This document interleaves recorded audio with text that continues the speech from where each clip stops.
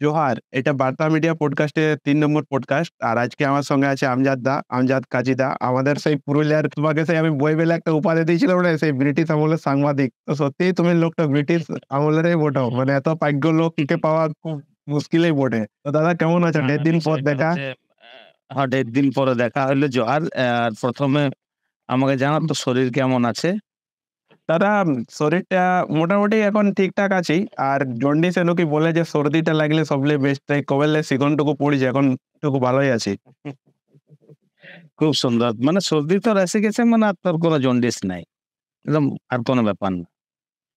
খুব সুন্দর। তবে এটা থেকে একটা শিক্ষা হইলো যে শরীরটাই সব। আগে যদি শরীর ভালো থাকে তো যেকোনো ধরনেরই কাজ করা যাবে। আমারও খুব অনেক বড় একটা জন্ডিস হয়ে গেছিল। বাট এখন না ৫৭ বছর পর। ও ঠিক হয়ে গেছে ওকে। আমিও ওইভাবে অনেক চিকিৎসা মার্সিতে করালাম। মার্সি জামশেদপুরে আমি ভর্তি হয়েছিলাম এখানে ওখানে। কোথাও নাই জন্ডিস হলে সবাই যদি এটা যদি যাচ্ছে তোর চ্যানেলে তাহলে এখানে আমি একটু মানে একটু উপদেশ দেব ছোট্ট করে। সেটা হচ্ছে যে বাকি গল্প হবে পরে। এটা একটু উপরে যদি জন্ডিস হয় সবার তাদের খাদ্যর একটা তালিকা করবেন। আমি ওখান থেকে মানে পার হয়েছি খাদ্য তালিকা। পাশাপাশি খাদ্য তালিকার মধ্যে সকালবেলায় রাহাড় পাতার রস অবশ্যই খেতে হবে এবং সবাই আমরা কি করি যে আখের রস, আখের রস, আখের রস খাতে হবে। কিন্তু আখের রস খাতে গেলে ওটাকে তো লোহার ইয়ায় মারে ন, হ্যাঁ ন? তো ওইটাতে যে জিঙ্কটা আছে সেটা খালেও কিন্তু শরীর একটু লিভার অসুস্থ হয়। তো সেই সময়টা আখটা যদি চিবায় খেতে পারো, আবার চিবাতে যখন যাবে তখন তো লিভারে জোর পড়বে। জন্ডিসটা হচ্ছে কি যে লিভারটা গরম হয়ে যায়। আর লিভারটাকে সম্পূর্ণভাবে রেস্ট দিতে হবে। তাহলে নিজে থেকে চিন্তা করতে হবে কিভাবে লিভারটাকে রেস্ট দিতে হবে। সেই সমস্ত খাদ্য একটু সিদ্ধ করে খেতে হবে, একটু তেল মসলা কম খেতে হবে। বিশেষ করে সবজি-টবজি খেতে হবে। আর দিনে ২ থেকে ৩ বার চান করতে হবে সেই সময়টায়। আর পুরা রেস্ট। কারো সঙ্গে গল্প করা চলবে না। গল্প করলেও একটা লিভারে খুব মাই মানে ইয়ে পড়ে, লিভার একটা টান পড়ে। তো লিভার চাপ পড়ে। পাচ্ছে না। যদি অনেক গল্প চাপ পড়ে তো একটু যদি সেই সময়টায় যদি আমরা জন্ডিস যখন হয় বিশেষ করে কারো সঙ্গে গল্প কম করা, রেস্ট নেওয়া এবং বিশেষ করে ২ বার ৩ বার চান করা, সকালবেলা রায়ের পাতার রস খাওয়া। যদি এমনি ডাইরেক্ট না খেতে পারে তাহলে তাল মিছরি দিয়ে ওটার একসঙ্গে মিক্স করে এইটা খাওয়া। আর খাবারটা কন্টিনিউ কম করে যে সমস্ত খাবার ভালো করে সহজে পচন হবে সেই সমস্ত খাবার খেলেই আ ই জন্ডিস ঠিক হয়ে যাবে। কোনো সমস্যা হবে না। দুজনেই তো একই স্টেজের ভুক্তভোগী। আমার কাছে একটু জিনিসটা ভালো করে বুঝলাম যখন শরীরটা খারাপ হয়েছিল যে হুম, অ্যাকচুয়ালি খাবার দিয়ে না মানুষের জন্ডিস অনেকটা খতরনাক রোগই বটে। হুম, লিভারটার উপর এফেক্ট তো আর লিভারকে মনে হয় আমাদের মানুষের শরীরের ২য় ব্রেন বলে। তো সেই ক্ষেত্রে যদি একদম। এত বড় একটা অঙ্গ খারাপ হয়ে যায় তো সেই ক্ষেত্রে হয়তো অনেকটা অসুবিধাই বটে। খাবার দিয়ে যদি এত বড় রোগকে ঠিক করা যায় তাইলে আমার মনে হয় যে খাবার যদি আমরা ভালো খাই, আমাদের শরীরটা এমন করে তৈরি শরীরে কোনো রোগই হবে না। আর হেপাটাইটিস যে রোগগুলো সেগুলো তো বাইরের খাবার বা বাইরের দূষিত জলের থেকে সাধারণত হয়। একদম। আরো গেছিলি বলার নাই। ওই এক জায়গায় পাড়ার দিকে কোনো একটা জায়গা আছে সেখানে আমাকে বলেছিল ওখানে গিয়ে কিছু একটা ওরা ওষুধই দেয় সেটা খেলে ঠিক হয়। আবার ওইটা গিয়ে আবার খেয়েছি। আ মারতা ক্যা নেই করতা। যার যে বলছে সেটাই শুনছি। গিয়েছিলাম ওখানে খেয়েছিলাম। খাওয়ার পর আরো ওটা বেড়ে যায়। আমার তখন হেপাটাইটিস বি পজিটিভ এর দিকে চলে গেছিল। তো ওইসবে যাবেন না আপনারা। মোটামুটি শরীরটা নিজের শরীর নিজে ঠিক করতে পারবেন। একটু সিরিয়াস হলে বিশেষ করে জন্ডিসে। তো বিশেষ কিছু বলার আগে আমজাদ দা আমাদের পুরুলিয়া জেলায় কম বেশি বা পুরুলিয়া বাদ দিয়েও যে জায়গায় জঙ্গলমহল টিভি সেই সময় চলতো, তো তোমার মুখটা কোনো সময় নেই। অনেক এখনো চলে। তবে টিভির কথা বলছি যেটা কেবল লাইনে চলতো। কেবল লাইনে Facebook তো কেবল লাইনে যারা দেখেছিল দেখেছে তোমার মুখটা এখন Facebook, YouTube এও চলছে। তোমার এই যে একটা অভিজ্ঞতা জঙ্গলমহল টিভি চালা বা এই ধরনের জিনিসগুলো নিয়ে মেইন কথা বলবো। এজ এ ফিল্ম মেকার তুমি ৩ আগের থেকে সিনেমা বা মিডিয়া লাইনের সঙ্গে যুক্ত আছো। সেই ক্ষেত্রে যদি তুমি একটু নিজের অভিজ্ঞতাগুলো বলো যে সেই সময় সিনেমা করাটা বা সেই সময় মিডিয়া লাইনে কাজ করাটা নতুন জিনিস ১ম কথা। ওকে। আমাদের এদিকে তো কেউ শুনেই নেই বা জানেই নেই। ১ম এ সংবাদ বলে একটা পত্রিকা আসতো, হ্যাঁ না? সেই সংবাদ বলে পত্রিকার এজ এ ফটোগ্রাফার আমাকে আমি মানে জয়েন হয়েছিলি। আমাদের স স্বনামধন্য বা জেলার সেরা সাংবাদিকের মধ্যে সেরা আছেন অনির্বাণ বন্দ্যোপাধ্যায়। উনি আমাকে আ নিয়ে আসে ১ম নিয়ে আসার পর তো নিয়ে এলো আসার পর আমরা একসঙ্গে কাজ করতে লাগলি। তখন বাসে লড়কে যাতে হ্যাঁ? এরকমই ভাষায় শুনতে চাইছ না? গোবিন্দ বাসে লড়কে পুরুলিয়া যাতি, মর্গে বসে থাকতি। কত বডি এলো, সেই দুর্ঘটনায় ঘটে কে বটে না বটে ডিটেলস নিয়ে দিয়াদি করতে, তারপরে ওখান থেকে করতে করতে আমি এনি বাংলা বলে একটা চ্যানেল তখন খুললো। তারপরে দ্য স্টেটসম্যানের আমি ফটোগ্রাফার হিসেবে রেক্রুটমেন্ট ওখানে আমাকে করলো। তারপরে এনি বাংলা বলে একটা চ্যানেল এলো সেই সময়, সম্ভবত ৬-৭ গল্প বলছি বা ৫ 2006-07 এর গল্প। হুম। তখন আমরা পেপার করতাম প্রথমে, তারপরে চ্যানেল বলতে তো তখন হাতে গোনা ২-৩টে চ্যানেল ছিল। তারপরে এনি বাংলা নতুন খুললো, তখন অনির্বাণ দা এনি বাংলায় জয়েন করলো এজ এ ফটোগ্রাফার। আমি ওখানে জয়েন করি এবং অনির্বাণ দা আ আমরা তখন করাটা কত টাফ ছিল, হ্যাঁ? আ তখন আমাদের এইদিকের লোক তো দেখো, তখন মিডিয়ায় বলে তো এদিকে অতটা কেউ বুঝতো না। কেউ যদি বলে যে সিনেমা করবি, বাট আমি গায়ের লোকের যে ধারণাটা বলছি। সিনেমার গল্পে পরে আসছি। আমি তোকে বলে দিচ্ছি কতটা টাফ নিউজ করাটা। আচ্ছা, তো আমার মনে হচ্ছে তখন একটা ব্যাপকভাবে বৃষ্টি পড়েছিল। আর ১ম নিউজ আমাদের যাবে যে ওখানে বন্যার মতো হয়েছে। হুড়াপঞ্চা দিকে অনেক ব্রিজ ছোট, ছোট ভেঙে গেছিল। আরো বিভিন্ন জায়গায় হয়েছিল। মোটরসাইকেল, তখন আমার বাইক ছিল না। অনির্বাণ দার বাইক নিয়ে যেহেতু ওর ক্যামেরাম্যান ছিলেন, গিয়ে নিউজ করেছিলেন। তো তার আগের কথা বলে দিই, যখন আ টিভি চ্যানেলে ভিজুয়াল মিডিয়ায় আসার আগেটায় যখন পেপারে করতি, তখন ছোট এখানে ডকুমেন্টারি ফিল্ম বা ওখানে বুদ্ধদেব দাশগুপ্ত যিনি আ আ ভারতের সেরা ১০ জন ডাইরেক্টরের মধ্যে একজন, ফিল্ম তৈরি করছেন উনি। তো পুরুলিয়াতে শুটিং ছিল উনার ৭ টা টিভি সিরিয়াল ডিডি ন্যাশনালে। তখন সেখানে আমাদের ২৪ ঘন্টা সাংবাদিক যিনি ছিলেন অনুপ মুখার্জি। তো উনার সঙ্গে আ বুদ্ধদেব দাশগুপ্ত বাবুর অনেক পরিচয় এবং এখানকার যে লাইন প্রডিউসারের বিষয়টা উনি দেখতেন। তো যেহেতু আমরা সাংবাদিকতা লাইনে একসাথে বসতাম, তো সাইডে যখন কিছু, কিছু রোল হতো তো আমরাকে নিয়ে যেতে হয়, "চলো এই এটা করো, এটা করো।" ঠিক আছে। তখন আমি ওখানে ৭ টা টিভি সিরিয়ালে অভিনয় করেছিলাম। সেটা 'লাইফার', 'চলি কা পিছে', 'ছুরি', বুদ্ধদেব দাশগুপ্তের সব, যেটা মহেশ্বেতা দেবী লিখেছিলেন তার স্টোরির উপরে ৭ টা। তো আমি তার ভেতরে ৫-৬ টাতে অভিনয় করেছিলাম। তো সেই করতে, করতে তখন তো সচরাচর ক্যামেরা বা এই সমস্ত কিছু আমরা দেখতে পাই নাই। এই চ্যানেলে আসার আগের কথা বলছি। তখন কি না, ওই যে আমরা দেখতাম যে ওই শুটিং হলো, শুটিং হওয়ার পর ওখানে তো লম্বা থাকতাম ৬ দিন ৫ দিন শুটিং চলত। তো ক্যামেরাটা হওয়ার পর, শুটিং হওয়ার পর ফ্রেম গুলা আবার সেই রিপিট করে যখন দেখতো, আমরা যেহেতু পরিচয় অনুপদার লোক, বুদ্ধবাবুর সঙ্গে খুব ভালো রিলেশন। বুদ্ধবাবু পুরুলিয়ায়, যেহেতু উনার জন্ম, পুরুলিয়ার সঙ্গে উনার একটা ভালো টান। সেই সুবাদে আমরা সেই যেখানে থাকতো আ টিভি যেখানে আবার দেখতো রিপিট করে বা ফ্রেম বসাতো। তো কেমন, কেমন ফ্রেম হয় বিশেষ করে যে ফ্রেম কিভাবে হয় এবং ফ্রেমটা কিভাবে তৈরি করতে, সেই ফ্রেমে কি করে বা মানে কেমন, কেমন ভালো ফ্রেমটা করলে কোথায় কি রাখতে হয় বা কেমন ফ্রেম নিতে হয় মানুষের চোখে পড়ে। যখন একটা ফিল্ম ভিজুয়াল শুট করছে তখন তো একটা ফ্রেম উনি দেখছেন। আমরা তো ওখান থেকে ফ্রেমিং আইডিয়াটা আসে। তারপরে আমরা আসি, তারপরে ওখানে ওই যেটা ছোটখাটো একটা বন্যা হয়েছিল, তখন রোড-ফোড অনেক ভাঙেছিল, কালভার্ট। আমরা সেই সময় আচ্ছা, এমন না যে এখন আমরা কি করি, এখন মোবাইলে তুললে ভিডিও রেকর্ড করলে আর WhatsApp এ বা কিছু পাঠিয়ে দিলাম। তখন এরকম কোনো কিছু ব্যাপার ছিল না। ইন্টারনেট বলে তখন একদম না, ওই সামান্য কিছু ইন্টারনেটের ব্যবস্থা ছিল ওই BSNL এ। সেও কারো, কারো মানে ঘরে। আমরা ওই ইন্টারনেটের সঙ্গে কোনো যুক্তই ছিলাম না ২০০৭-৮ পর্যন্ত বা ৯ পর্যন্ত। তখন নতুন, নতুন সদ্য মোবাইল আমরা ইউজ করছি, সাদা কালো। আমরা কি করতাম, ক্যাসেটে আনার পর আবার সেটাকে প্লে করতাম। টিসি ভালো, ভালো ফ্রেমগুলো টিসি করতাম। 003 টু 008 পয়েন্ট। এইটা হচ্ছে ভিজুয়াল। আচ্ছা, টিসি জিনিসটা কি? টিসি হ্যাঁ, টিসি মানে হচ্ছে কি যে ওরা যখন ক্যাসেটটা চালাবে না, যে এখন তো রেকর্ড আছে না, তো উপরটা এখন লেখা আছে লাইভ আছে ১১ মিনিট ১১ ডট হ্যাঁ, হ্যাঁ, সেইটা ওখানে টিসি বলা যেত। ওটা আমার ফুল ফর্মটা এই মুহূর্তে মনে নাই। অনেকদিন ছাড়া হয়েছে। তো টিসির ফুল ফর্মটা আমি জানি, বাট এখন মনে পড়ছে নাই। তো ওইটা ওখানে যে কত সেকেন্ডে এই ভিজুয়ালটা আছে, হুম? সেইটাকে ইয়ে করে ওই ওই কি ক্যাসেট একটু ব্যাপারটা ছিল। ওই রিলটা লেখাতে এত টু এত, এত সেকেন্ড থেকে এত সেকেন্ড পর্যন্ত ওই কাগজে স্ক্রিপ্ট যেটা করা হতো, স্ক্রিপ্টে লিখে কোথায় ভয়েস ওভার যাবে, ভয়েস ওভারে কোন ভিজুয়াল যাবে, তারপরে কোন বাইট যাবে, কোন ইন্টারভিউ যাবে, তার নাম এবং তার কত মিনিট, কত সেকেন্ড থেকে কত সেকেন্ড পর্যন্ত। এইসব করার পর রাত্রিবেলায় রাহুল বাসে বা বুলেট বাসে বা কিসব বাসে একটা চাপাতো। সেই বাসে যাওয়ার পর ওখানে রিপোর্ট করতে অমুক বাস নাম্বার ড্রাইভারের কাছে দেওয়া আছে। ওরা আবার ওখান থেকে ক্যাসেট কালেক্ট করে সকাল 11টায় গিয়ে আবার ওইটা গিয়ে টেসে আবার কাটিং, এডিটিং ফেডিটিং করে দ্বিতীয় দিন ওই নিউজটা টেলিকাস্ট হতো।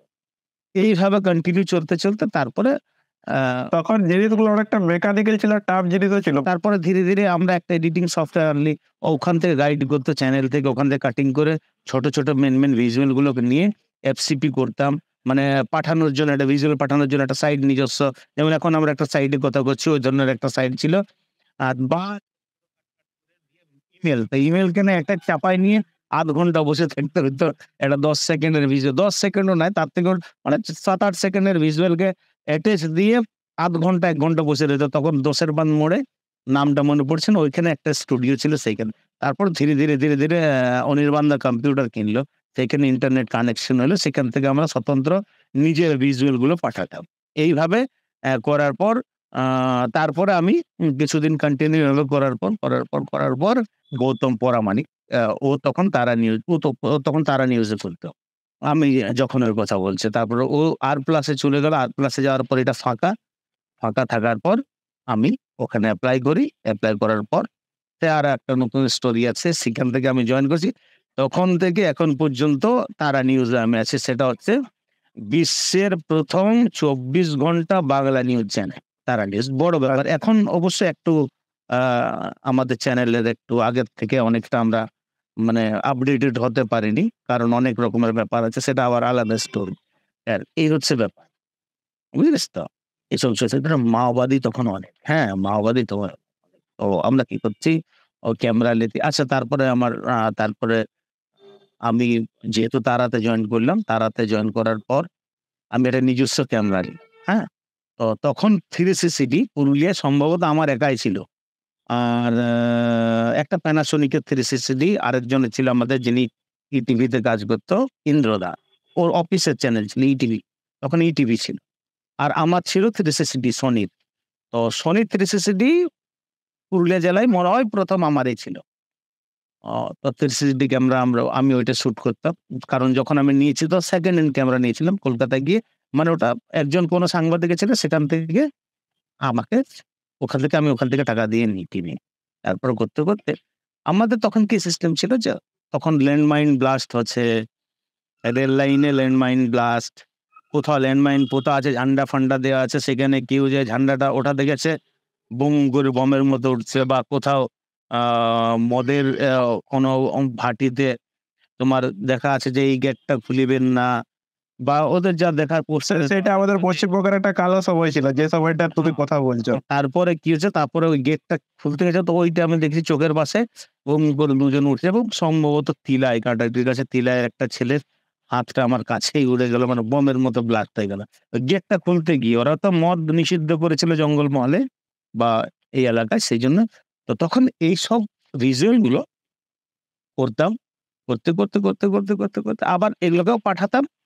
তো ক্যাসেট তো তখন তো এই যেমন এখন হার্ড ডিস্ক আছে 2 টিবি, বা আমার কাছে 4 টিবি, 12 টিবি পর্যন্ত হার্ড ডিস্ক আছে। তো তখন হার্ড ডিস্কের কোনো ব্যাপার না, ক্যাসেট গুলোকেই রিজার্ভ করে রাখা হতো। মানে রিজার্ভ মানে কি, একটু যত্নে, হ্যাঁ? রাখতাম। তো এই সুবাদে আমার সঙ্গে মোটামুটি একটা ভালো একজন কলকাতা থেকে এসেছিলেন সাংবাদিক। তো উনি এই নিয়ে নিউজ করতে এসেছিলেন। তো যেহেতু আমি আ জ মানে বিশেষ করে পাহাড় এলাকাটা বা যে মাওবাদী অধ্যুষিত এলাকাটা নখদর্পণে আমার ছিল। অনেক সময় ইন্টিরিয়াল গ্রামে গিয়ে নিউজ করতাম তখন।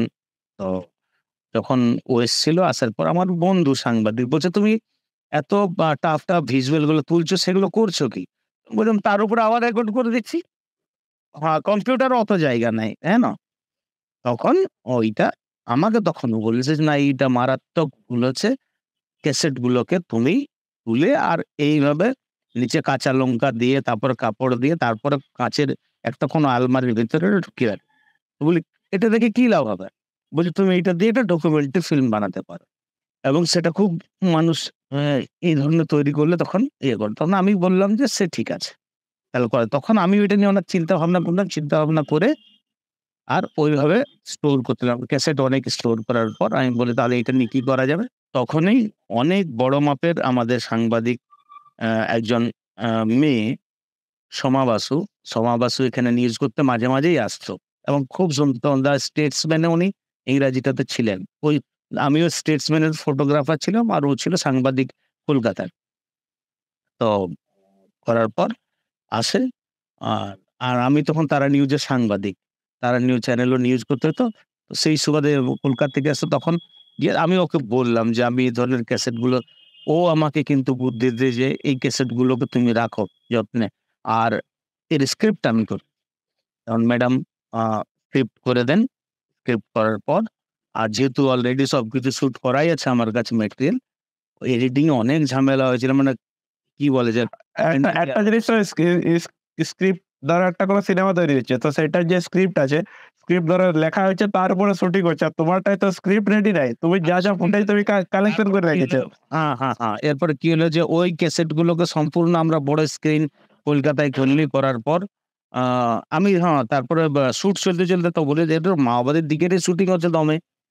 আর সেই সময়টা নাগা ফোর্স এসছিল। নাগা ফোর্স নিয়ে ব্যাপক আতঙ্ক ছিল জেলায় এবং একটা ইউনিক জিনিস পুরুলিয়ায় যে আসছে ওরা ওদের খাদ্য মানে খাদ্যের খাবার সিস্টেম আলাদা বা ওদের নিয়ে আরো অনেক স্টোরি দমে কিছু কিভাবে খায়, কিভাবে থাকে।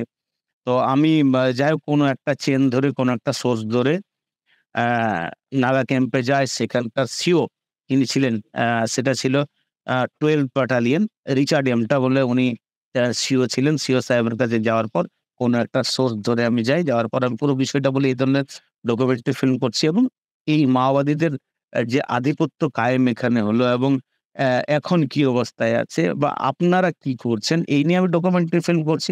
তো সেই ভদ্রলোকের অনেক ডকুমেন্টারি ফিল্ম নিয়ে উনার অনেক ইন্টারেস্ট। তখন উনি খুব খুশি হলেন, আমাকে পারমিশন দিলেন এবং আমাকে খুবই মানে সব রকম মানে সহযোগিতা করেছেন। এডিটিং এর সময় একটা টাকার দরকার ছিল। তো উনি উনাদের যে অফিসার ছিল তাদের সঙ্গে কালেকশন করে আমাকে একটা টাকা ওখান থেকে নাগা ক্যাম্প থেকে প্রোভাইড করেছিলেন এবং এছাড়াও বাকি সব রকমের হেল্প উনি করেছিলেন। ওখানে শুট করেছিলাম আমি ৬ মাস নাগা ক্যাম্পে থেকে। এইসব আচ্ছা দাদা একটা কথা, তুমি নাগা ক্যাম্পে থেকে অনেকদিন থাকিছো, নাগাদের সাথে অনেক কথাবার্তা বলেছো। আমাদের পুরুলিয়ার লোকের বা আমাদের সাধারণত যেকোনো মানুষের একটা মাথায় আশেপাশের লোকের একটা চিন্তা থাকে যে নাগারা বিশাল হিংস্র হয়। তো এটা কি সত্যি কথা? কারণ তুমি নিজে তো থাকিছো ওদের সাথে। তোমার একটা নিজের ব্যক্তিগত অভিজ্ঞতা আছে। আমি নিজেও নাগাল্যান্ড গেছি কিন্তু আমার ওই দিকটা অতটা মনে হয় নাই। নাগাল্যান্ড নাগাল্যান্ড আমিও গেছি, হ্যাঁ না? আমি যখন গেছি তখন তো হ্যাঁ, হয়তো পড়াশোনা করতেছিলিস। তো নাগাল্যান্ড ওরা হচ্ছে আমাদের থেকে মানে আপডেটেড। আমি এটা বলতে কোনোদিন করি না। মানে কুণ্ঠাবোধ কারণ আমাদের থেকে ওনারা নাগাল্যান্ডের ওনারা অনেক আপডেটেড এবং এই যে বিষয়টা বলছে যে এই তুমি যে প্রশ্নটা করলে হিংস্র হয় বা ওরা একটু হয়, কিসে নাই? এইখানে একটা তুমি সপ্তর্ষি দেখো যে এখানে বলা হয় কোথাও কিছু ব্লাস্ট হলো, হয়তো কোনো মোহামেডান ছেলে করেছে, তখন গোটা ধর্মটাকে টানা হয়। ঠিক আছে? বা আদার্স কাস্ট বা এর ভিতরে কোনো একটা অন্য কমিউনিটির ভিতরে কেউ কোনো ১-২ টা ছেলে করলো, কোনো ওদের হয়তো পড়ার ভিতরে বা ড্রেস আপ এর ভিতরে ওইসব কিছু থাকলো, কিছু একটা খারাপ কাজ করলো, তো পুরো ধর্মটাকে টানা হয়। ঠিক যদি সেরকম নাগাল্যান্ডে হয়ে থাকে, কিছু এলাকায় কোনো কিছু যদি কিছু হয়ে থাকে, তো সমস্ত নাগাল্যান্ডকে টানাটা মানে স্টেরিওটাইপ থিংকিং যে এই লোকটা এমনি ওটা মানে এদের গোটা জেলার লোকটা এমনিই হবে। হ্যাঁ, এইটা খারাপ জিনিস। হ্যাঁ? এইটা নিয়ে আকলন করাটা ঠিক না। সেই ক্ষেত্রে নাগাল্যান্ডরা খুব নাগাল্যান্ডের ওনারা অনেক ভালো।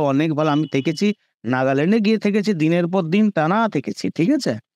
তো এইটা এডিট হলো তারপরে এইটাকে ফুল স্ক্রিনে আমরা চালাবার পর ফিল্মটা ওখানে স্ক্রিপ্ট লেখা হয়। সোমা ম্যাডাম স্ক্রিপ্ট করেন। এডিট করেন ব্রিজ প্রসাদ আ আ ব্রিজ আ ব্রিজ ব্রিজেস ব্রিজেস ইয়াদব না ব্রিজেশ কুমার এই নামের ছেলে করে এডিট। ও আমার সহকর্মী। এটা করে মানে এডিট সাধারণত ২ মাস, ১ মাস, ১.৫ মাস এই ধরনের চলে। আমাদের এডিটটা খুব টাফ ছিল। যেহেতু একটা এমন সাবজেক্ট যদি এখানে আমি কিছু তথ্যের ভিতরে ভুল কিছু করি বা কোনো কিছু করি, তো এইটা আ মানে জীবন গড়ের জন্য আমার একটা মানে কেস ফেস অনেক কিছু ব্যাপার হবে। কারণ সেই সময় বুদ্ধিজীবী মহলটা অনেক সক্রিয় ছিল, ঠিক আছে? তো এডিটিং হয়, এখানে মিউজিক দেই, আমাদের তীর্থ সুন্দর বিশ্বাস তখন তীর্থকে বলে এতে মিউজিক দেই। পুরো ফিল্মে মিউজিক দেই। মিউজিক দেওয়ার পর এডিটিং চলতেই কারণ আমরাও তো সেই যেখানে ফিল্ম এডিটিং হয় সেখানে সেই স্টুডিওতে এডিট করছি। সম্ভবত টালিগঞ্জের কোনো একটা জায়গাতে আমরা ছিলাম। আমার এই মুহূর্তে না বাবা স্টুডিও বা ফিল্মস বা এই টাইপের কিছু নাম ছিল। তো সেখানে অনেক বাজেট, অনেক বাজেট। তখনের সময় ২০০০ ৯, ১০, ১১ র কথা বলছি। তখনের দিনে প্রায় ৬০,০০০-৭০,০০০ বাজেট পড়েছিল শুধু এডিটই। তো তখন ওখানে তো আরো অনেক লোক ফিল্ম করছে, অনেক লোক অনেক কিছু। আচ্ছা এই আমাদের এত টাকা? ৬০,০০০-৭০,০০০ টাকা, ৬০,০০০-৭০,০০০ টাকা শুধুমাত্র এডিটিং এ ঘন্টায় ৳১০০ ছিল। এখন হলে ওটা ১.৫ লাখের উপরে চলে যাবে। সত্যিকারের ওটা লাগারই কথা। হুম? কারণ একটা বাজারে সাবজেক্ট নয়, ইজি সাবজেক্ট নয়। মানে লাস্ট আমি ফিল্মটা যেটা করলে 'ডান্স অফ দ্য ফরেস্ট' এটা ইজি সাবজেক্ট ছিল। কিন্তু ওইটা একটা জ্বলন্ত সাবজেক্ট মাওবাদীর বিষয়টা নিয়ে। কোড নেম রেড নামটা ওটা খুবই কঠিন সাবজেক্ট ছিল। আর ওই এডিটিং চলতেই এই খবর তখন কলকাতা ফিল্ম ফেস্টিভ্যালে মানে কমিটির কাছে চলে যায়। কোনো ওখানে আশেপাশে তো অনেক ফিল্ম ডাইরেক্টররা এডিট করেছে, তোরা হয়তো ওখানে ওখান থেকে আমাকে ফোন করে। আমাকে ফোন করেন এবং তখন সম্ভবত অঞ্জন স্যার ফোন করেছিলেন। যে ফিল্মসটা অনেক ই আরোরা ফিল্মসের যিনি আ এখন দায়িত্বে আছেন এবং বা ওনার পূর্বপুরুষেরা এই সিনেমা জগতের অনেক কিছু করে গেছেন আরোরা ফিল্মস। তো তাদের ১০০ বছর পূর্তিও ছিল, সেই সময় পূর্তি ছিল। উনি ফোন করলেন যে আ আমরা ফেস্টিভ্যাল তখন ডকুমেন্টারি ফিল্মের সেকশনটা টোটাল আরোরা ফিল্মস দেখত। তখন এইদিকে ছাড়া ছিল। এখান থেকে আমাকে যোগাযোগ করলেন। আমি দেখা করলাম, বললাম, "হ্যাঁ স্যার বলুন।" তো বললেন যে, "আমরা চাইছি যে এই ফিল্মটা একটু এখানে যাতে কলকাতা ফিল্ম ফেস্টিভ্যালে চালানো।" তো খুব খুশি। কলকাতা ফিল্ম ফেস্টিভ্যালে চলা মানে তো চারটিখানি ব্যাপার নাই। কলকাতা ইন্টারন্যাশনাল ফিল্ম ফেস্টিভ্যালে তখন অনেক এদিকে দৌড়াদৌড়ি করে এডিটিং কমপ্লিট প্রায় হয়ে গেছে। ১ম কলকাতা ইন্টারন্যাশনাল ফিল্ম ফেস্টিভ্যালে ফিল্মটা সিলেকশন হলো। সিলেকশন হওয়ার পর অনেক যারা ওই বিজ্ঞাপনদাতা বা স্পন্সর বলা যায় বা ওরা অনেকেই তখন যোগাযোগ করেছিলেন। যাতে একটা ভালো টাকা আসে। ওখানে ফিল্ম ফেস্টিভ্যালে ফিল্মটি চলে। ফিল্মটা চলার আগে একটা বিতর্ক হয় সেই নিয়ে আমাদের স্টেট মিডিয়া বা ন্যাশনাল মিডিয়া পেপারে প্রতিদিন একটা করে আর্টিকেল কোড নেম রেড নিয়ে বার হতে লাগলো। অনেক পেপার কাটিং আছে। আমার ফেসবুকেও আপলোড দেওয়া আছে।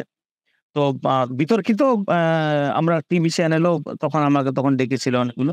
আ কোনো এক জায়গার কোনো একটা সংগঠন বলল যে, "না একবার এই ফিল্মটা আমরা না দেখলে এটা চালানোটা উচিত নয়। কি আছে না আছে" এই করে অনেক রকম একটা সেনসিটিভ, যেহেতু ইস্যুটাই সেনসিটিভ ইস্যু। কলকাতা ফিল্ম ফেস্টিভ্যালে চলার আগে সামান্য একটু বিতর্ক হয়েছিল। তারপরে ওটা চলার পর এটাতে মূলত দেখানো হয়েছে ফিল্মের যে কিভাবে জঙ্গলমহল এলাকায় মাওবাদীরা আধিপত্য কায়েম করেছিল এবং কিভাবে এখানে বিস্তার লাভ করেছিল, বিস্তার নিজেকে অনেক বিস্তারিতভাবে এলাকায় পরিচিতি ঘটিয়েছিল, কিভাবে বিস্তার লাভ করেছিল, আধিপত্য কায়েম করেছিল এবং কিভাবে এখান থেকে ওদের মানে মাওবাদীদের পায়ের তলার মাটি সরে গেল। আ এই গভর্নমেন্ট আসার পর যে এখন গভর্নমেন্ট চলছে তৃণমূল কংগ্রেস সরকার আসার পর ধীরে কিভাবে এখান থেকে মাওবাদীটা প্রায় শেষের মতো। আমি তো শেষ বলব না কারণ এগুলো তুষের আগুন। এগুলো চলতে থাকে, এটা যেহেতু বিচারধারার ব্যাপার। এই মাওবাদী সম্পর্কে আবার কোনো একদিন তুই একটা করবিস তখন তোকে বলে দেব। শুধু সাবজেক্ট ওইটাই রাখবি। ঈশান সঙ্গে দেখা হয়েছিল তখন কি হয়েছিল? এই নিয়ে একটা আলাদা করবিস, হ্যাঁ? এইটা এইখান পর্যন্ত থাকলো। আচ্ছা, আমার একটা জানার ইচ্ছা আছে। আমরা যখন আশা করে সিনেমা শুটিং করতেছিলি, ওই কি বলে 'ডান্স অফ দ্য ফরেস্ট' কি তার আগে কোনো একটা সিনেমা যখন একসঙ্গে করতেছিলি তো সে তখন একটা মনে পড়েছে আমার, তুমি বলেছিলে যে এমন একটা ওষুধ খাওয়াইছিল, সেই ওষুধটা নাকি খাবার পর ঘুমও আসবে না, পেচ্ছাপ হবে না, পায়খানা হবে না। কি একটা ওষুধ খাওয়াইছিল তোমাকে? তো ওইটার ব্যাপারে একটু যদি বলো। আমি ভুলে গেছি এখন। ওটা ওটা ওটা ওই তো বলছি যে ওটা একটা আলাদা পাঠ করবিস, ওটার সময় তোকে বলে দেব। কোনো ব্যাপার নেই। এবারে চলে আয়। তারপরে এই করতে যখন ফেস্টিভ্যালে ফিল্ম চলে গেল, ফিল্মটা চলার পর টুকু নাম হইলো, টুকু ফ্রেম হইলো। নিজে একটা চ্যানেলে কাজ করছি। তারপরে সেই সময়টায় চলতে কি হইলো তখন আ মানে পুরুলিয়ায় অনেক রকম গোলমাল চলতে লাগলো। কিরকম গোলমাল চলতে লাগলো? যেদিকে দেখি আগে আমি যেমনে ছিলি তেমনে করে দে ঝুমুর, তারপরে তোর অদ্ভুত, অদ্ভুত অশ্লীল ভাষায় মানে পুরুলিয়ার গান বলে গোটা রাজ্যে যথায় যাতেই ভাই পুরুলিয়ার গানটা লাগাও, পুরুলিয়ার গানটা লাগার একটা অভদ্র গান লাগায় দিত। তবে চুটুল মিউজিক দিয়ে আর পুরুলিয়ার গান বলে চালাতো। খুব বাজে, বাজে ওয়ার্ড মিনিং হয়। দু ডাবল মিনিং গানগুলো করতে লাগতো। তখন আমি সম্ভবত বীরভূম গেছিলি কোনো কাজে একটা। বীরভূম। ওখানে কোনো কিছু একটা ফাংশন চলছিল। তো বলছে যে, "পুরুলিয়ার গান লাগাও, পুরুলিয়ার গান লাগাও, পুরুলিয়ার গান লাগাও।" একটা বাজে গান। চটুল মিউজিক দিয়ে আর বাস সবাই ডান্স করছে আর খারাপ ওয়ার্ড মিনিং গুলা। আমি তখন সেখানে বললাম যে, "দেখো পুরুলিয়ার গান বলে না একটা বাজে গান এটা। পুরুলিয়ার এই গান হয় না। পুরুলিয়ার ঝুমুর, টুসু, ভাদু, করম ওখানের গান তুমি শলাবত মাহাতোর ঝুমুর শুনলে সকাল পর্যন্ত বসেই থাকবে। এইভাবে বলা উচিত। এটা পুরুলিয়ার গান নয়।" দেখ তো আমার কথা কে শোনে ওখানে? মনে, মনে ভাবলি যে না এটা নিয়ে কিছু একটা করতে হবে। তখন আলী আসার পর তখন তো আর কোনো Facebook প্ল্যাটফর্ম ছিল না। YouTube টা নতুন, নতুন এসেছিল সম্ভবত YouTube আমরা ইউজ করতাম। তবে YouTube এ এই ধরনের ভিডিও আপলোড দিতে হবে বা YouTube এ এভাবে করতে হবে না। কিছু ভিডিও দেখার জন্য তখন করতাম টুকটাক অত পপুলার ছিল না। তো সেখানে আপলোড-ফাপলোড দেওয়ার তখন অপশন সম্ভবত সেই সময় এসেছে। বাট আমাদের এদিকে অত কনসার্ন না। সবার তো অ্যান্ড্রয়েড ফোনও সেই সময় ছিল না। তো আসার পর আমি সিদ্ধান্ত নিলে আমার কয়েকজন বন্ধু-বান্ধব ছিল। আমার তখন মোটামুটি ১-২ জনের সঙ্গে একটা হেল্প নিই। সামান্য পার্টনারশিপ এর কথা বলে আমরা একটা ভালো কিছু করি। তখন একটা পুরুলিয়াতে জঙ্গলমহল টিভি বলে একটা চ্যানেল যেটা এখনো আমাদের জঙ্গলমহল টিভি Facebook এ আছে। বাট ওটা চ্যানেলে ছিল। আমরা সেইখানে Facebook এ এম আ য কেবলওয়ালার সঙ্গে আমি কথা করি যে আমাদের কেবল যারা এরা চালায়। তো বলল যে, "ঠিক আছে আমরা একটা ১ ঘন্টার স্লট আপনাকে দেব।" তখন একটা কিছু আ আর টাকার বিনিময়ে। তো বললাম, "ঠিক আছে।" এরপর সেটআপ লাগাই ক্যামেরা-ফ্যামেরা সবকিছু। তো আমার তো মেইন ক্যামেরা ছিলই। আ সেই ক্যামেরা দিয়ে শুট করি। শুট করার পর শুট করার পর আমি সেইখানে মোটামুটি আ অনেক আরো নতুন, নতুন ছেলে আমাদের ওখানে জঙ্গলমহলে তখন এড করার জন্য কাজ করার জন্য আসে। নতুন একটা টিম জেলায় তৈরি করলাম। এখনো সেই টিমের ছেলেগুলা বিভিন্ন জায়গায় কাজ করছে, বিভিন্ন চ্যানেলে কাজ করছে। তো সেইখান থেকে চ্যানেলটা করি। চ্যানেলটা করার উদ্দেশ্যটা এটা ছিল যে এখানে আমাদের জেলার যে সমস্ত নিউজ আমি যে চ্যানেলেও ধরো কাজ করতাম। আমরা অনেক নিউজ যেগুলো অনেক বড় ব্যাপার থাকতো সেই নিউজগুলো চলত। এবং ছোটখাটো নিউজ সেখানে মানে ধরতো না নিউজগুলো। আমরা অত কষ্ট করে পাঠাতাম। বা অনেক কোনো একটা ভালো কাজ ছোটখাটো হচ্ছে সেইগুলো ছোট, ছোট নিউজগুলো আমাদের ছোট, ছোট খবর কিন্তু বার্তা অনেক বড় বা সবাই অনেক আশা করে যে এটা চ্যানেল এসেছে। আমাদের এখানে নিউজ করার অতটা পাত্তা দিত না। ঠিক। পাত্তা দিত না সোজা বাংলা। ঠিক আছে? তা পাত্তা দিত না, পাত্তা না দেওয়ার ক্ষেত্রে আমি বলি না এটা একটা কিছু করতে হবে। তখন জঙ্গলমহল টিভি করার পর আমার এই যারা সঙ্গী সাথী কিছু লোক ছিল যে পাগ্য বলা চলে। "হ্যাট এখানে চুলমেঘ নাই। হ্যাট এখানে চ্যানেল করছে, এই করছে, ওই করছে।" বাট আমি কোনদিন আমাকে কে কি বলল আমি ওটা কোনদিন শুনি না। আমি কি করব ওটা আমি ঠিক করি আর আমি আমার লক্ষ্যে আগাই। ঠিক আছে? এটা একটু শিখে রাখ। তো অনেকে আমাকে মানে আমার মোরাল কমজোর করার চেষ্টা করেছে। "এখানে করিস না, এখানে কি চ্যানেল চালাতে পারবি? এখান থেকে কি বা ইয়ার হবে, এই হবে, এই হবে।" আমি বলি, "আমাকে দিমাগ দিও না।" আমি আমার চ্যানেলে তারা নিউজে সেখানে আমাদের বস ছিলেন দীপঙ্কর নাগ। উনার সঙ্গে এখনো আমার বস। তো উনার সঙ্গে হেল্প নিলাম। এডিটিং টিমের সঙ্গে হেল্প নিয়ে সেই সেটআপ এখানে মোটামুটি ছোট আকারে একটা ০.৫ ঘন্টা ৪০ মিনিটের একটা নিউজ শুট করতাম। নিউজ শুট করে সেটাকে থ্রো করতাম চ্যানেলে। তো জেলার ছোট, ছোট নিউজগুলো নিজের এলাকার নিউজগুলা টিভির পর্দায় তখন সবাই দেখত। কত সুন্দর! তুমি যে সময়ের কথা বলছিল এই সময় তো তোমার কি বলবো ক্যামেরা বা মিডিয়া বা এডিটিং লাইট সেটা থাকাই তো অনেক বড় ব্যাপার ছিল। মানে নিউজ কোথাও ক্যামেরা আর বুম গেল। এখানে লোক হাঁ করে তাদের রিপোর্টার এসছে, ক্যামেরা আসছে। ভোট দিলে আচ্ছা শোনো এত কিছু মানে ক্যামেরা যাওয়া মানে খুব ব্যাপার ছিল। আর ওখানে নিউজটা শুট করে যখন অফিস পাঠাতি, তো অফিসে ছোট নিউজ দেয় বা এই নিউজের কোনো গুরুত্ব নেই বা কোনো কিছু ওখানে বা আমার এই নিউজটা থেকে বড় কিছু ওদের কাছে অফিসের টেবিলের নিউজ এলো তখন এইটা বাদ দিয়ে ওই জায়গা তো অনেক কম। ওটা রাজ্যের খবর হয়তো ৪০ মিনিট তখন কি না এটা বাদ দিয়ে এর থেকে আরো বেশি গুরুত্বপূর্ণ জায়গা বা যে টিআরপি এলাকার খবর এটা টিআরপির আন্ডারে এখনো সম্ভবত নেই, দুর্গাপুর পর্যন্ত টিআরপি ওই মাপামাপি হয়। টিআরপির আন্ডারে পুরুলিয়া পড়ে না, সেজন্য পুরুলিয়ার নিউজ অত গুরুত্ব দেয়। এই জিনিসটা মাথায় রেখে আমি রিস্ক নিয়ে চ্যানেল করলাম জঙ্গলমহল টিভিটা করলাম। করার পর ব্যাপক আকারে মানুষ গ্রহণযোগ্যতা ওর ব্যাপক আকার চলে গেল। মানুষ রাত ৯টা বাজতো জঙ্গলমহল টিভি খুলে বসে যেত। আবার সকালে রিপিট হতো। তারপরে যখন ওই চটুল গানের খবরটা আমার তো আছে কানে, তখন সুনীল মাহাতোকে বললি, সুনীল মাহাতো বলছে, "আমি না আমি পারবো অ্যাঙ্কারিং করতে।" বলি, "না, করতে হবে।" "কেন?" বলি, "পারবিস না কেন?" সুনীল মাহাতোটা কে বড় লোক তোকে দেখুক। তারপরে নিয়ে আসে ধরে বানিয়ে আমরা বসালি। তো সুনীলদা বসার পর সুনীলদাকে ওইটাই কনট্যাক্ট করা হলে সুনীলদারও কিছু পরিচয় ছিল, আমারও কিছুটা পরিচয় ছিল। আর এইটা একটা ০.৫ ঘন্টার আলাদা, ৪০ মিনিট ৪৫ মিনিটের একটা স্লট আলাদা করে দিলি। নিউজটা ফুরাইতো আর এটা শুরু হইতো ঝুমুরটা। এইটা হয়ে গেল হিট। ধামসা মাদল নাম দিয়েছিল অনুষ্ঠানটা। চলতে তখন আমার কাছে ওই চটুল যা গান এখনো হয়তো এখন ওরা আর পারে না। এখন প্রতিবাদটা তীব্র হয়েছে বলে ওই ধরনের ভাষা ইউজ করে আর গান হয় না। তখন আমরা এইটার একটা আমি প্রতিবাদ করেছিলি। এটাকে বলে নিঃশব্দ বিপ্লব।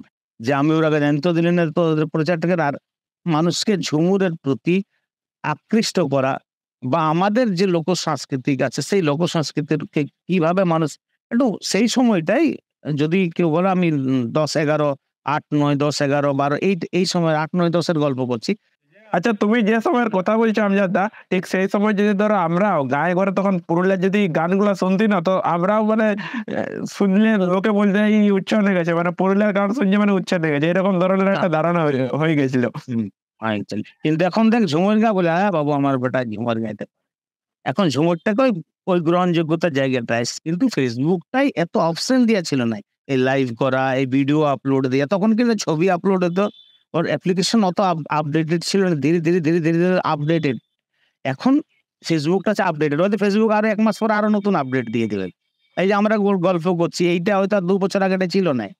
ঠিক আছে? স্টিফার থেকে এখান থেকেও লাইভ হয় একটা। এই হচ্ছে ব্যাপার। তো বিষয়টা হচ্ছে কি যে আপডেটেড তখন ছিল না।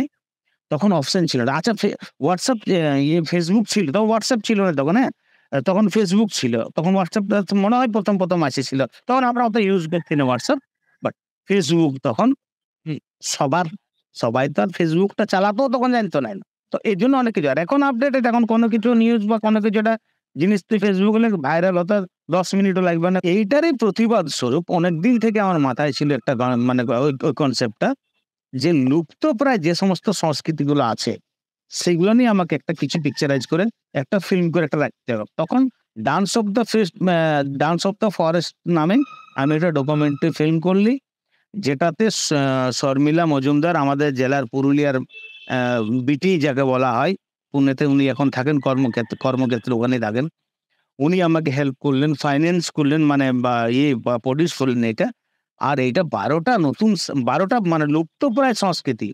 তোর ভিতরে ড্যাং, এড়িয়া, চাচর, ঘাঘর, ঢপ, শিকার নাচ এই ধরনের ১২টা আ লুপ্তপ্রায় সংস্কৃতিকে ফিল্ম করে রাখলি। আবার এইটাও আ দুর এইটাও একটা ঘটনা ঘটে গেছে যে এই ফিল্মটারও এডিটিং শেষ না হতেই কলকাতা ফিল্ম ফেস্টিভ্যালের টিম থেকে ফোন যে এটা চালাতে হবে। এটা ১ম আমাদের ইয়েতেই চালাতে হবে। Kolkata film festival. এই ফিল্মটাও আমার কলকাতা ফিল্ম ফেস্টিভ্যালে চলে। ওটা ভারতে দিল্লি হেরিটেজ সেন্টার, তারপরে অ্যা রাঁচি ফিল্ম ফেস্টিভ্যালে চলেছে। পুরস্কার পেয়েছে সরকারি। কোড নেম রেড মাওবাদীতে যেটা করেছিলাম ফিল্মটি। তারপরে নাগাল্যান্ডের কোহিমাতে চলে, ঝাড়খণ্ডে চলে, তারপরে দেশের বিভিন্ন প্রান্তে। সো অনেক ক্ষেত্রে তোমাকে বলে দিচ্ছি তখন অযোধ্যা পাহাড়ের রোড ছিল নাই। একদম বড় পাথর ছিল। বাইকে যাতি আর আমার সঙ্গে এইটা না অত ৫০ বারও ঘটেছে। যাতে রাস্তায় তেল শেষ হয়ে যাওয়া। ঠিক আছে? ঠেলে নির্ধারিত জায়গায় কোনো ওই ছোট দোকানগুলাই ওখান থেকে আবার তেল নিয়ে ভরা। আবার কোনো সময় পকেটে টাকা থাকতো নাই। আবার হয়তো ধার বা ওই কোনোভাবে ম্যানেজ করা। এই ধরনের অনেক হয়েছে এবং বিশেষ করে যখন যাচ্ছি পাহাড়ে রাস্তা নাই। ওখানে থাকার বুঝতে কিছু নেই। পারছি। থাকার তখন অযোধ্যা পাহাড়ে যদি শিকার উৎসবের খবর করতে তখন যাতি, তো নিহারিকা আর মালবিকা। নিহারিকা খোলা থাকতো, যে যেমন পারবে ঘুমাও, কোনো গল্প নাই। থাকতো ২-৪ টে স্টাফ। কারণ সেই সময় মাওবাদীর ব্যাপারটা ছিল। তো খুব একটা ইয়ে না, ২-৪ টে স্টাফ ওদের থাকতো সিএডিসির। আর সব একরকম খোলা, খালি বললে হয়তো ওরা পরিচয় দিলেই ওরা থাকার ব্যবস্থা করে দিত।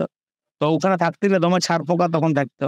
ঠিক আছে? নেহারিকা, মালবিকা রিসোর্ট ছাড়া ফরেস্টের ১-২ টা ছিল ছোটখাটো। তো ফরেস্টের গুলো আমরা দান পাতি নাই, ঠিক না? বা ওগুলা চেষ্টাও করতে নিয়ে যাওয়া।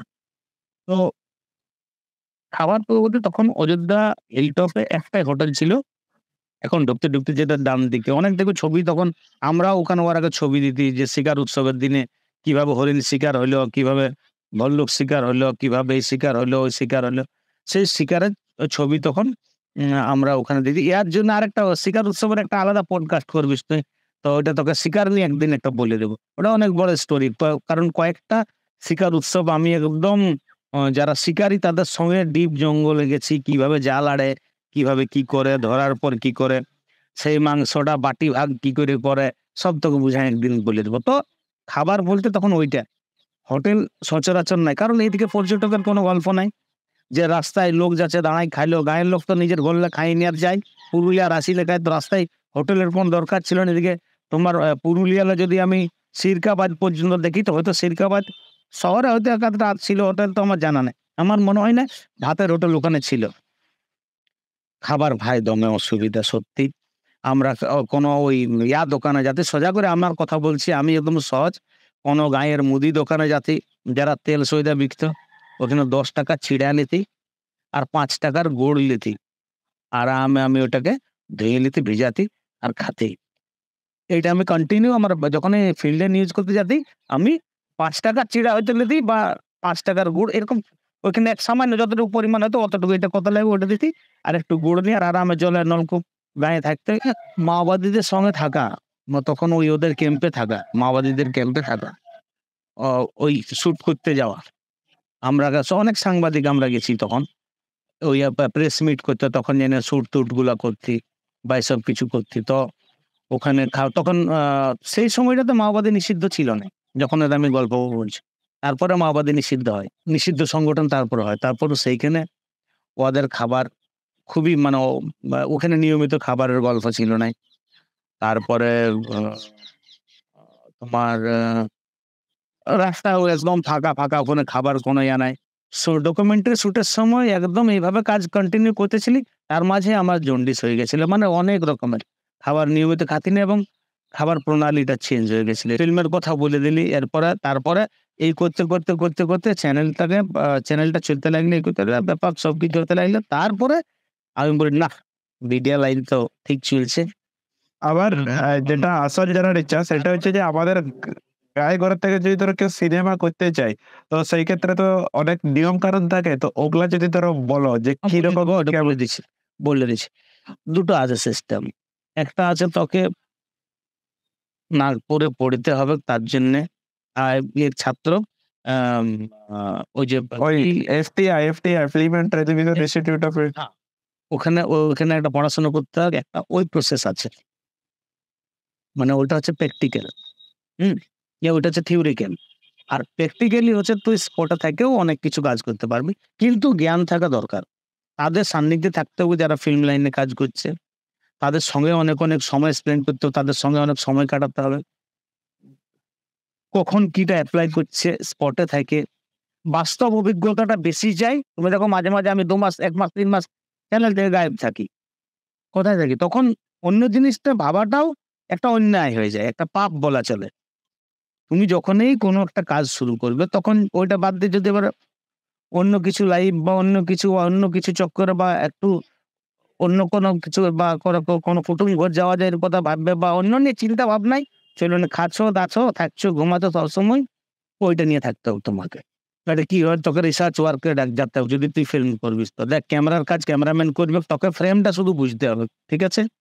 কিন্তু এটা সহজ ব্যাপার নয়। এখন টেকনোলজির যুগ। আপডেট হতে হবে দিনে প্রত্যেকদিন এই লাইনের লোক বিশেষ করে যারা ডকুমেন্টারি ফিল্ম করছে, ফিচার ফিল্ম করছে, শর্ট ফিল্ম করছে, তাদেরকে প্রত্যেকদিন আপডেট হতে হবে। অনেকে আপডেট হওয়ার জন্য অনেক পড়াশোনা করতে হয়, অনেক জিনিস আয়ত্তে আসবে, অনেক জায়গায় যোগাযোগ রাখতে হবে। যে এই জিনিস নতুন আপডেট ভার্সন এলো।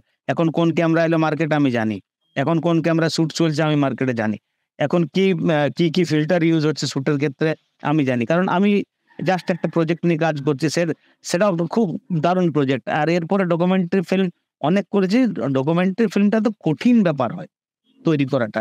দেখো একটা ফিচার ফিল্ম তুমি করবে, তো ফিচার ফিল্মে কি না তোমার টোটাল স্ক্রিপ্টেড আছে, টোটাল স্ক্রিপ্ট আছে, ক্যামেরা কোথালে কোথা যাবে, কত সেকেন্ড ক্যামেরা চলবে, কত সেকেন্ড পোজ দেওয়ার পর একটা ডায়লগ বলবে, তার জন্য ডায়লগটা ঠিক হচ্ছে কিনা দেখার জন্য এডি আছে, ক্যামেরা ঠিকভাবে ফ্রেমিং আছে কিনা সেটা ডাইরেক্টরও দেখবে, সাথে সাথে এডি গুলা দেখবে, 4-5টা এডি আছে, তারপরে তোমার ক্যামেরাম্যান নিজে আছে, তারপরে তোমার পুরো টিম আছে, তুমি শুটিং করছো তখন। কিন্তু ডকুমেন্টারি ফিল্মটা করতে গেলে কি হয়, যেমন আমার লাস্ট অভিজ্ঞতা ডান্স অফ দ্য ফরেস্ট, যেটাতে তুই একটা ক্যামেরার কাজ করেছিস তোর গোপ্রোটাতে, ওটারও কিছুগুলো ফ্রেম ইউজ হয়েছে। তুই ভালো করে জানিস যে 5টা একটা ড্রোন ক্যামেরায় শুট হতেছিল, একটা সম্ভবত ওই এই A7 III ছিল একটা, A7 III ছিল, আর একটা আইফোনের লিয়া হয়েছিল, আর একটা গোপ্রো ছিল ওর বর্ডার। টোটাল 5টা না 6টা ক্যামেরা ছিল, 6টা ক্যামেরা 6টা ডিফারেন্ট ফ্রেম থেকে সিঙ্গেল জিনিসকে শুট করছে, তাই তো? একটাই নাচ চলছে ছিল, 6টা ফ্রেম থেকে শুট, 12টা সাবজেক্ট করলে, 12টা সাবজেক্ট, 5টা ডিফারেন্ট ক্যামেরা আর 5টা ডিফারেন্ট লোকেশনে শুটিং। এইটাকে এডিটিং এর সময় এক জায়গায় নিয়ে আসে, সেইটাকে এডিট করে ভয়েস ওভারে দিয়ে মিউজিক দিয়ে ওখান থেকে বার করে একটা ফিল্মের রূপ দেওয়া, কত বড় কঠিন কাজ! ডকুমেন্টারি ফিল্মটা কত বড় কঠিন কাজ! তো মানে পাগল হয়ে যাওয়ার মানে পাগল হতে খালি শুধু বাকি থাকে। এত ক্যামেরা, এত ক্যামেরা, এত ক্যামেরা, এত ক্যামেরা ইউজ হয়, সেইটাকে 12টা সাবজেক্ট, 5টা ডিফারেন্ট ফ্রেমে ক্যামেরা এবং সিঙ্গেল সাবজেক্ট। এমন না যে একটাই শুট করার পর আবার তুমি এই নাচটা এখানে করো, ওটা ফিল্মে হয়, ডকুমেন্টারিতে হয় না। ওটা করার পর এডিটিং, তো এটা অনেক টাফ কাজ। ফিল্মের কাজটা আরো সহজ। তো আমি বলবো যারা ফিল্ম লাইনে, যারা শর্ট ফিল্ম করবে বা যারা ফিল্ম লাইনে একদম যেতে চাও, তার জন্য তোমাকে ডকুমেন্টারিটা, যদি ডাইরেকশন লাইনে যেতে চাই, তো তাকে ডকুমেন্টারি ফিল্ম কিছু শুট করে কিছু অভিজ্ঞতা অর্জন করাটা আমি বলবো দরকার। তাছাড়া কিন্তু সে অনেক জায়গায় ফেলিওর হবে, অনেক জায়গায় ফেলিওর।